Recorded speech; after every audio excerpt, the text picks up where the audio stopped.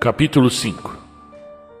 Então, depois de cruzar-se com a minha nota incoerente, e ao caminho aquela peculiar carta tranquilizadora, datilografada com todo cuidado em uma máquina nova, aquela estranha carta convidativa e reconfortante, que marcou uma transição tão prodigiosa no pesadelo que assolava as colinas solitárias. Mais uma vez cito de memória, tentando com especial motivo preservar tanto quanto possível o estilo original. A carta fora franqueada em Bellows, e tanto a assinatura quanto o conteúdo vieram batidos à máquina, como via de regra fazem os datilógrafos iniciantes. O texto, no entanto, era incrivelmente preciso para um catador de milho, e concluí que Ackley devia ter escrito à máquina em algum outro período, talvez na universidade. Seria razoável dizer que a carta aliviou minhas angústias, mas, por baixo do meu alívio, havia um substrato de inquietude. Embora houvesse mantido a sanidade ante o terror, será que a teria preservado também na hora da redenção? E a relação aperfeiçoada a que fazia alusão, o que seria? Tudo parecia implicar uma reviravolta diametralmente oposta ao comportamento anterior de Ackley. Eis aqui, no entanto, o conteúdo do texto, transcrito com todo cuidado a partir de uma memória que eu não escondo. É um motivo de certo orgulho. Townshend, Vermont. Quinta-feira, 6 de setembro de 1928.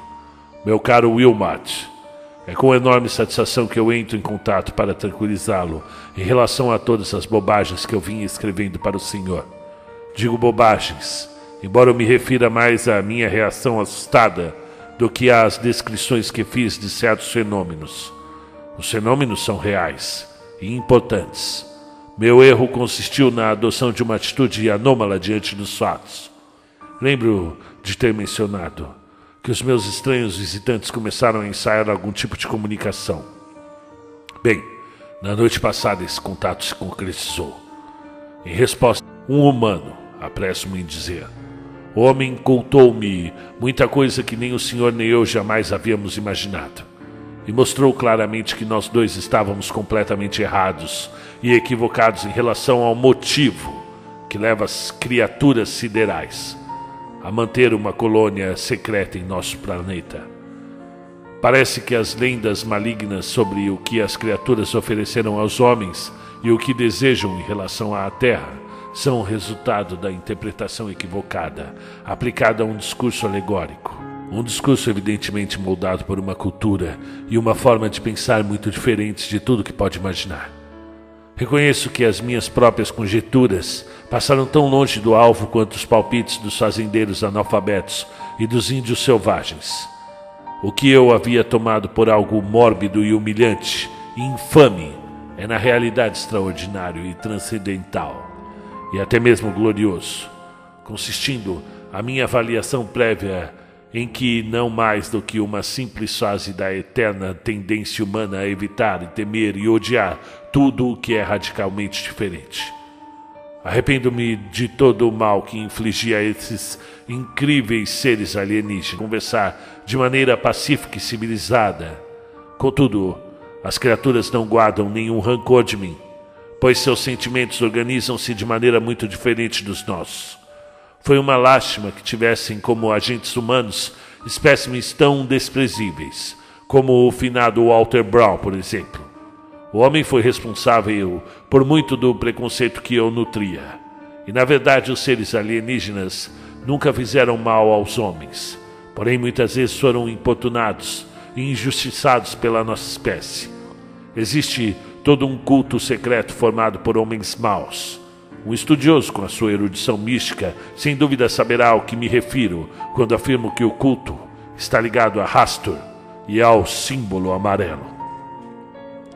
Devotado a perseguir e atacar essas criaturas em nome de poderes monstruosos de outras dimensões.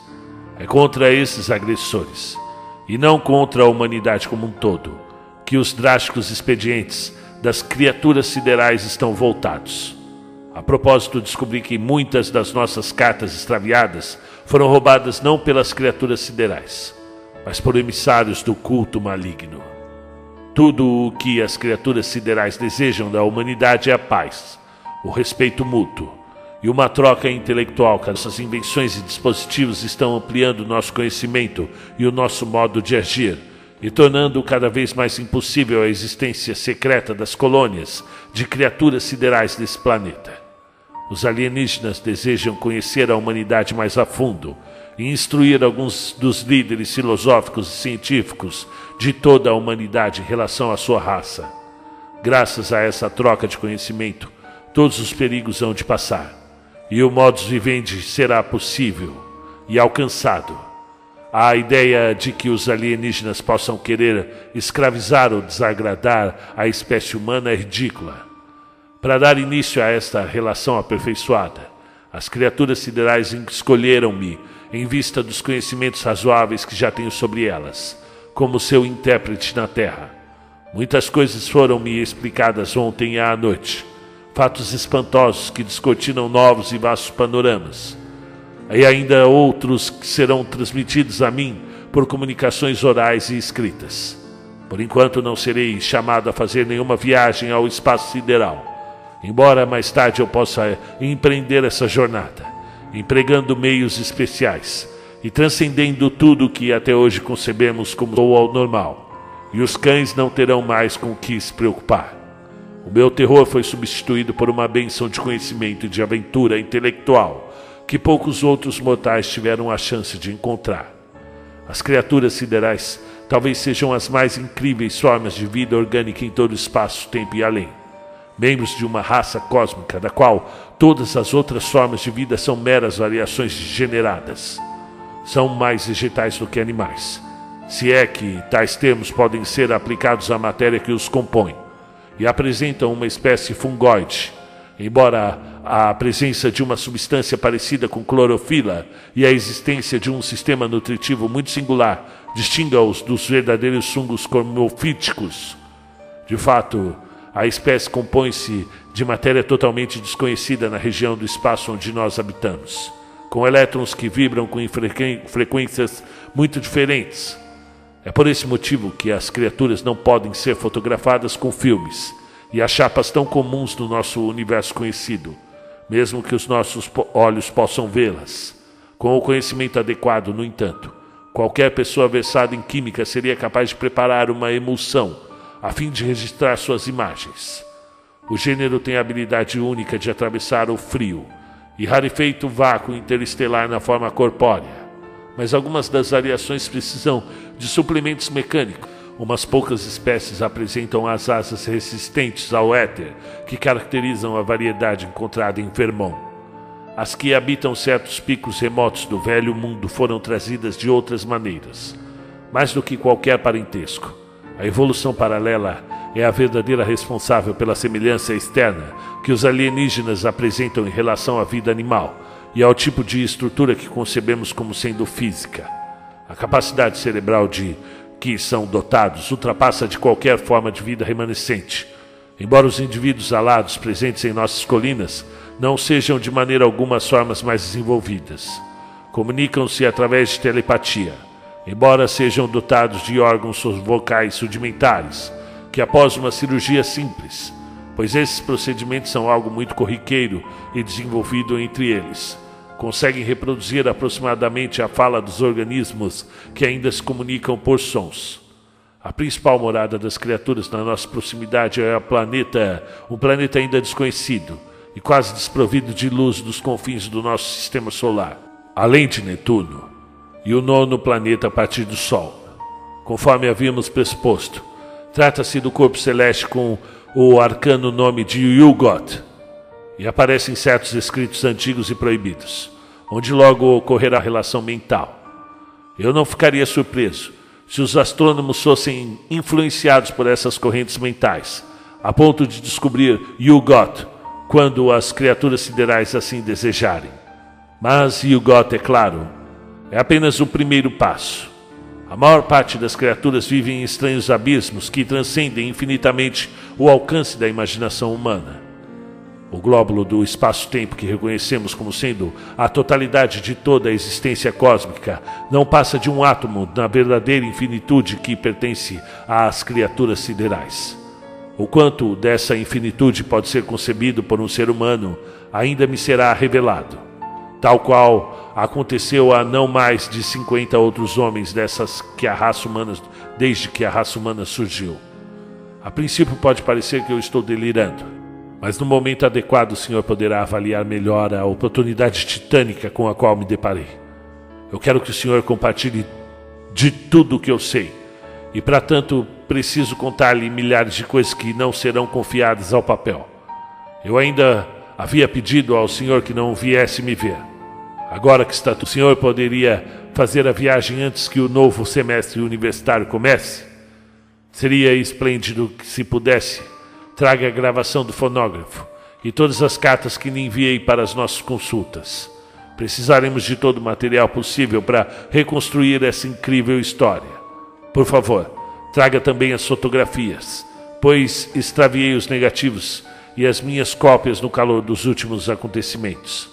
Tenho uma grande riqueza de fatos para acrescentar a esse material incerto e duvidoso, e um plano estupendo para suplementar os meus acréscimos. Não hesite, estou livre de qualquer espionagem, e o senhor não há de presenciar nada de estranho ou perturbador. Eu posso buscá-lo de carro na estação de Brattleboro, e fique tanto tempo quanto desejar. Prepare-se para muitas noites de discussão sobre coisas muito além das conjecturas humanas. E não conte nada a ninguém. O assunto não deve chegar ao público geral. Os trens para Brattleboro não são nada maus. O senhor pode pegar uma tabela de horários em Boston. Basta pegar o trem da B&M até Greenfield e lá fazer uma baldeação antes de percorrer o restante do caminho. Sugiro que o senhor tome o conveniente trem que sai de Boston às 4h10. Assim chegará a Greenfield às 19h30 e Brattleboro às 10 horas da noite. Este é o horário dos dias úteis. Basta o senhor informar-me a data e estarei com o meu carro na estação. Desculpe a carta datilografada, mas a verdade é que a minha caligrafia ficou trêmula nos últimos tempos e não me sinto apto a escrever um texto tão longo à mão. Comprei essa corona ontem em Brattleboro. A máquina parece funcionar muito bem. No aguardo de mais notícias e na esperança de vê-lo dentro em breve com a gravação do fonógrafo e todas as minhas cartas e também as fotografias. Saudações cordiais do seu Henry W. Eckley. Para o Sr. Albert Wilmot, Universidade do Miskatonic, Harkan. A complexidade das minhas emoções ao ler, reler e refletir sobre essa estranha e inesperada carta ultrapassa qualquer tentativa de descrição.